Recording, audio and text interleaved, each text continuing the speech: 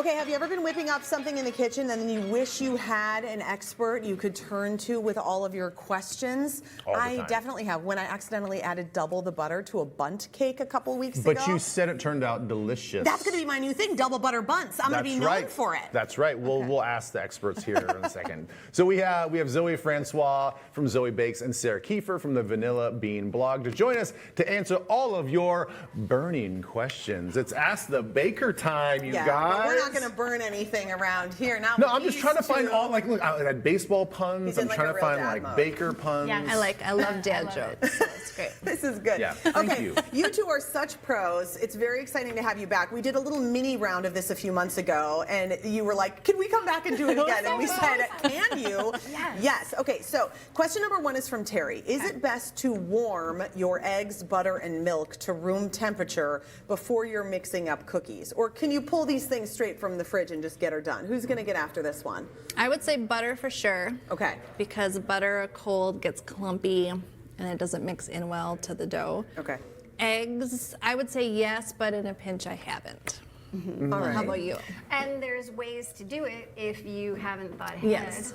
So you can microwave your butter just a little bit, A little bit. not so it's melted. Okay. And you can put your whole eggs into hot water and warm them up to room temperature. That way everything blends together really well and you don't get clumps of butter that then bleed out in your cookies. Yeah, because they will streak and Yeah. And it also depends on the recipe, because some recipes you're melting the butter, and so you really have to read through the recipe and see what the end result is. And read through the whole thing before Read you through the start. whole thing. Yeah. please. That's Yeah. right. Please do this. Then you know what temperature your stuff is Yeah, supposed to be. People have to message you sometimes, and I bet they're like, "This didn't work out," and then you're like, "You didn't read the recipe." sometimes. Sometimes, okay. Yeah. It does You don't happen. have to name names. I'm just saying. But then And make there's sure- also like old recipes, like your grandmother may have left you a recipe and it just says butter. It doesn't say room temperature, it doesn't Right. say melted. And at that point, then I'd go with Sarah's recommendation. Just keep everything at room temperature. Room temperature. Yeah, Yeah. I like that. And don't keep the egg in the warm water for too long because you don't want a chunky egg because Ew. that would be gross. Whoa. That would be real gross. That's really hot that's water. my That that's would be really my like boiling. that's my tip That's for you boiling guys. You need a water. T-shirt that's no chunky egg. No chunky eggs. Okay, question number two. This is actually something that I have often thought. Does it matter the size of egg used in baking? And if so, what do you typically use? Ooh. Because I there always- are like extra large and large and Yeah. like the regular size. I always call for large. I know Ina Garten always calls for Extra extra large, large. which throws everybody. Drives but me bonkers. large across the board. It's pretty standard.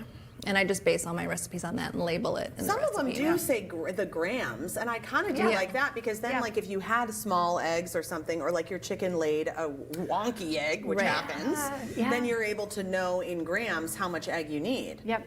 And I go with the large as well, but you buy a dozen eggs and some of them are clearly smaller than others and they kind of average out, but I would start, if it doesn't specify, I would go with the large. Okay, unless you're with Ina Garten and then you Unless- have to buy then a you have to do specific extra extra large. Yeah. Yeah, yeah. Really? Okay, this question is from Cheryl Ann. Let's talk about butter. Is there less fat in it now? My baking isn't the same this past year, and I blame the butter. Cheryl's on a tear.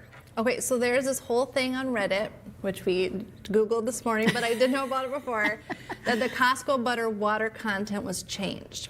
And right around Thanksgiving, and people were freaking out that their pie crusts weren't turning out. And it was mostly for salted butter. I always use I do use Costco unsalted butter, and I haven't seen a change in my baking. But there's huge Reddit threads about it. A lot of people are convinced that the water content changed. Yeah, I haven't noticed it either. I use Kirkland butter as well. I would guess it has more to do with the flour they're using than the butter, because flour can really change a lot depending on the humidity, depending on the year. Yeah.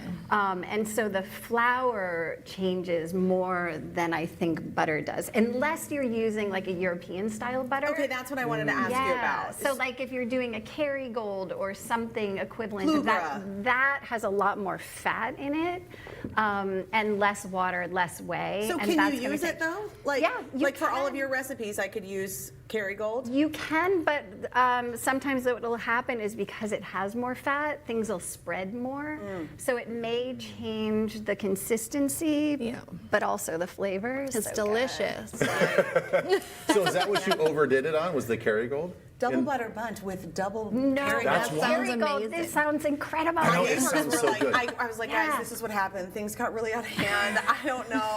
And then here's the cake. And then no one could stop eating it. Everyone Yeah. loved it. Yeah. It's not my What's new not thing, to a double butter love? bundt. Do you guys Yeah. want me to I come have- on your Yeah, way to we your gotta show? try Yeah. We gotta try. Please. I would say, you guys, I bought that salted butter from Costco during Thanksgiving, and I've noticed it. No. Because when Really? I'm making eggs in the morning, I'm like, why is there so much splatter with this? Oh. There's a lot. It's a lot messier. So that's the thing is I never use salted butter unless it's Kerrygold for toast. Yeah. But like for baking, I never use it. And so maybe it really is the salted. Maybe Ben was the one who started the Reddit Maybe, thread. right? It He could was be. like, he planted this question. I'm gonna be like anonymous and just not even tell you where it came from. All right, this one has to do with allergies. So Jill asks, I wonder what can be done when kids that can't eat things made with eggs. So she's heard about applesauce with cakes, but what about cookies without eggs? That's a hard one. It's hard. Yeah. I don't think you can use applesauce in just anything across the board. Okay. It's going to be, I think, a disaster. But there are egg replacers you can buy. It's like a powder. There's Energy, and then we just looked up Bob's Red Mill also makes one. Oh, We're yes. trying to find some alternatives. And that can work. When I used to work at a bakery, and we'd use that for muffins and cookies, and consistently that worked really well. Yeah. I haven't tried it with like a really fancy cake or something that's like more delicate. I don't know, but maybe you Yeah, have. well, no, but I also think it depends on how many eggs you're Sure, replacing. yeah. So if you're doing like an angel food cake, you're not going to want to replace it with these egg replacers. The other thing that works really well is like ground flaxseed and water, and it makes a slurry. The problem with applesauce is you're just adding liquid, and an egg is protein, and it solidifies and it helps to make It's binding. Yeah. it's binding, Yeah. exactly. And so you're not getting that with the applesauce. So I think applesauce replacing oil in a recipe or the fat makes more sense to me than The egg. for the eggs. Okay, yeah. but those were good options. That was Yeah. really helpful. Okay, now we got a question from Judy. Explain the differences, pros and cons, between a rapid rise versus regular yeast from a jar. I have Grandma's Whoa. recipe for a Danish that says dissolve yeast in cold milk. Dough is refrigerated overnight. Okay, so yeast. This is tricky stuff. People get afraid of Maybe people are overthinking it. Yeah, people get really afraid of yeast. Right. I mean, really terrified of it. The main difference between them, granulated yeast and rapid rise yeast, are essentially the same thing, but rapid rise is ground finer, and so it dissolves quicker, and so you can use it with the dry ingredients.